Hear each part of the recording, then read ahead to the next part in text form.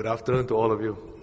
It's a great pleasure to be back in SJI, and your being here today in the library reminds me of my time in SJI because when we were in Bras Basah Road, when Mr. Tang Wing Kee was my form teacher actually in Sec 1, apart from being the teacher in charge of the NCC, it was a very crowded place, and we used to use the library for all sorts of things.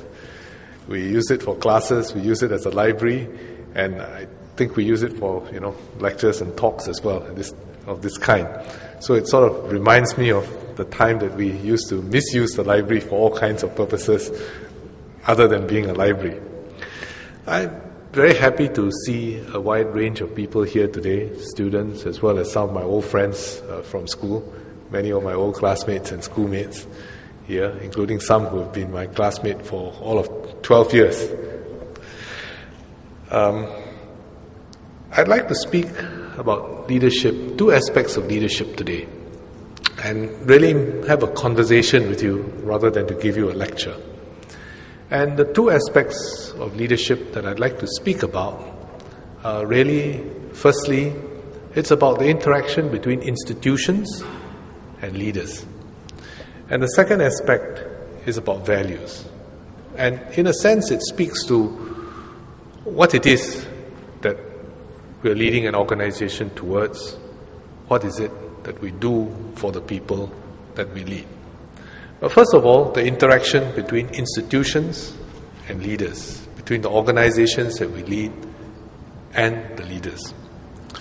I've had the privilege of working in a number of organizations, both large and small, and looked at the organizations from the sort of an ant's view of the organization, being at the bottom of the organization, and having worked through organizations and looked at them from the top of the organizations. So I've been in the system long enough to look at these things from different perspectives. There is an important interaction between institutions and individuals. For sustained success over a long period of time in an organization, you need both institutionalization as well as leadership. And I'll differentiate between the two. Institutions are, if you like, the collective knowledge of an organization.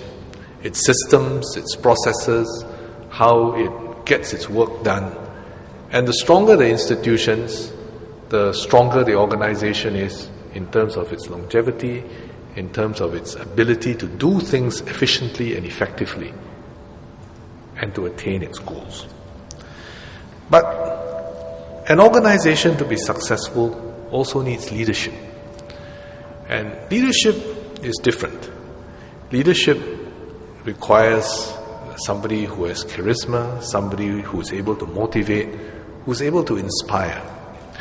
And the leader is someone whom you need in an organization at particular phases. It's very, very important to have good leadership. And you need the leader usually when you're starting out an organization. It sets the framework. And in fact, at that point in time, when you're starting out an organization, the institution doesn't exist. The rules, the parameters, the processes by which you operate a company or an organization, they don't exist.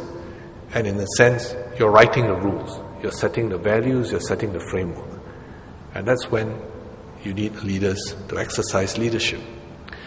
The other time when leadership is very vital, very critical for an organization is when you have to change direction in an organization. That's when, again, you need to motivate, inspire people, and that's when your institutional memory, what you've done in the organization, may not be the right thing for the organization anymore. The way that you used to do things, the processes, the structures and the systems that you have may have been designed for a purpose which is no longer relevant. And then, again, you need a leader to come in and bring things into a completely new direction. And again, to set out new processes, new systems, and to set new goals and inspire the people in the organization. Very often to do things which they never even wanted to do. When you're leading a new organization, when you're changing the direction in an organization, very often the people who are with you are afraid, they are groping in the dark, just like you, and you may be asking them to get out of their comfort zone and to do things which they really don't want to do. And how to get them to do that, to set them a goal, to inspire them, and to move them in that direction requires a lot of persuasion and inspiration. So that is really the interaction between institutions and leaders. And I've found that to be my experience in the many organizations that I've served in. Either I've benefited from good leadership, or I've sort of suffered from bad leadership sometimes. Or sometimes when you go into an organization and you need to move it, change it, bring it in a new direction. And then you have to have a very good feel of the organization which you're running.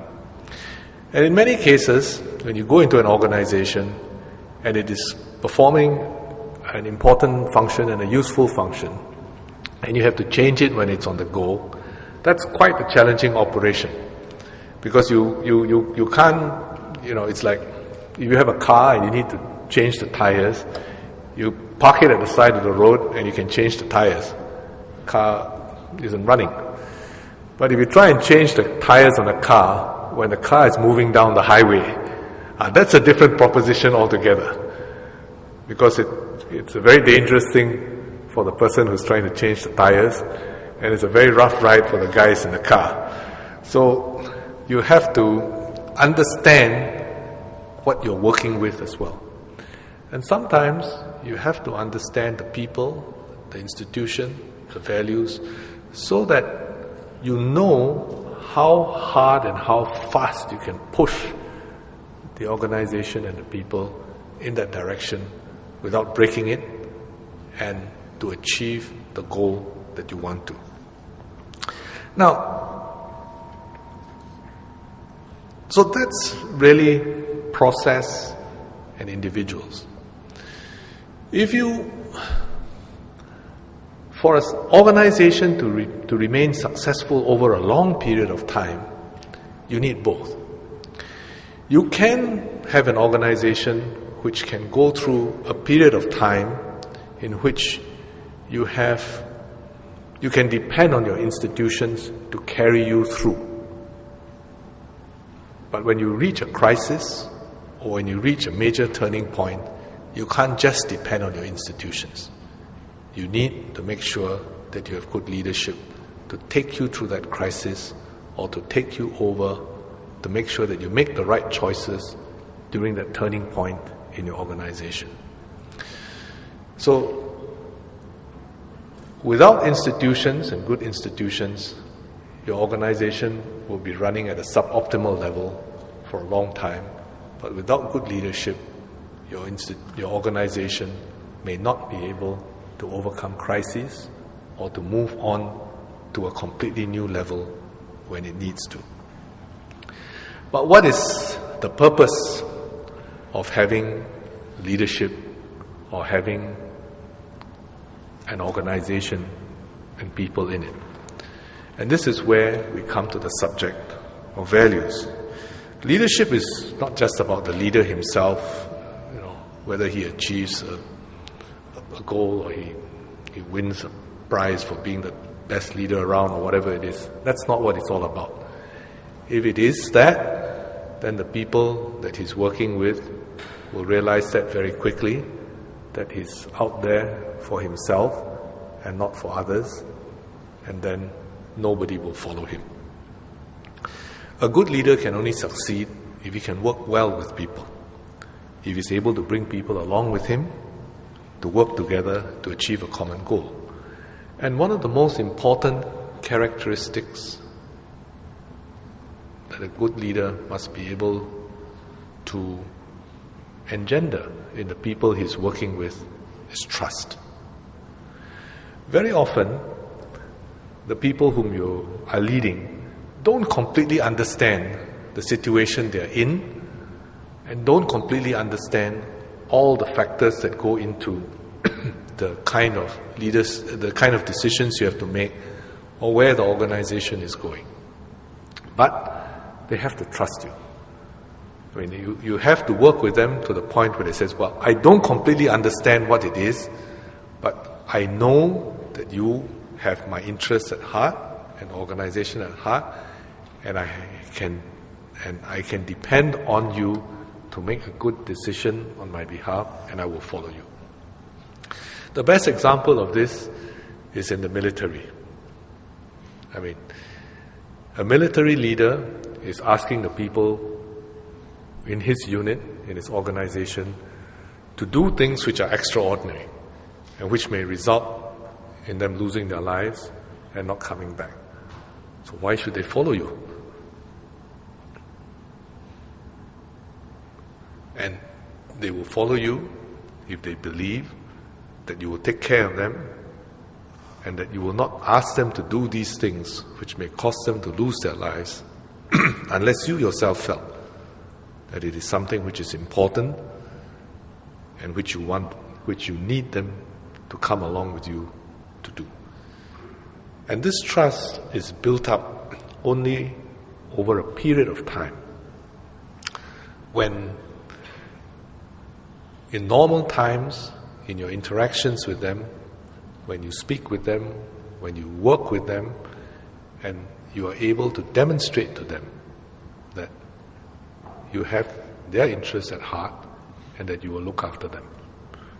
And in the time of crisis, when they don't understand completely what you're doing, and you don't have the time to explain to them everything that you're doing, they will say, okay, I trust him, I will go with him. So that trust building is a very important part of an organization.